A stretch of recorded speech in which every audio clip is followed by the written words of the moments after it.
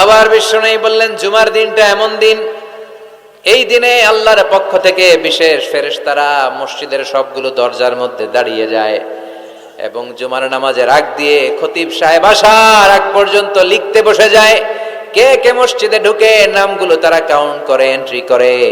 সর্বপ্রথম জুমার সালাত আদায়ের জন্য যে মসজিদে ঢুকে আল্লাহর রাস্তায় উট কুরবানি করলে যেই সওয়াব, ওই ব্যক্তির আমল নামায় আল্লাহ ওই সওয়াব দান করে দেয়। সর্বপ্রথম জুমার দিন যে মসজিদে ঢুকে ফালাহুল বুদনা, তার জন্য থাকে একটা উট কুরবানির সওয়াব। ওনার পরে যে ঢুকবে ফালাহু বাকারা, তার জন্য গরু কুরবানির সওয়াব। 3 নম্বরে যে ঢুকবে ফালাহুল কাবসা, তার জন্য ছাগল কুরবানির সওয়াব। 4 নম্বরে যে ঢুকবে তার জন্য ফালাহু আদ-দাজাজা, মুরগি কুরবানির সওয়াব। 5 নম্বরে যে ঢুকবে তার জন্য আল বাইদা, ডিম কুরবানির সওয়াব। সুবহানাল্লাহ পড়ে। এরপরে ইমাম সাহেব যখন খুতবা দেওয়ার জন্য চলে আসে, ফেরেশতারাও বসে যায়, খুতবা শুনতে শুরু করে। সুবহানাল্লাহ পড়ে। তাহলে এই জুমার দিনের আলাদা সিগনিফিকেন্স আল্লাহর কাছে আছে না নাই? বেশি না কম?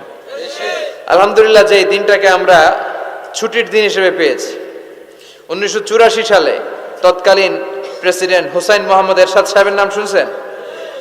হ্যাঁ, উনি এটাকে রাষ্ট্রীয়ভাবে জুমার দিন হিসেবে ঘোষণা করেছিলেন। ওনার কল্যাণে আমরা এই দিনটাকে স্টিল নাও, এখনো পর্যন্ত এটাকে আমরা ছুটির দিন হিসেবে পেয়েছি। উনি ইসলামের জন্য অনেক কাজ করছেন।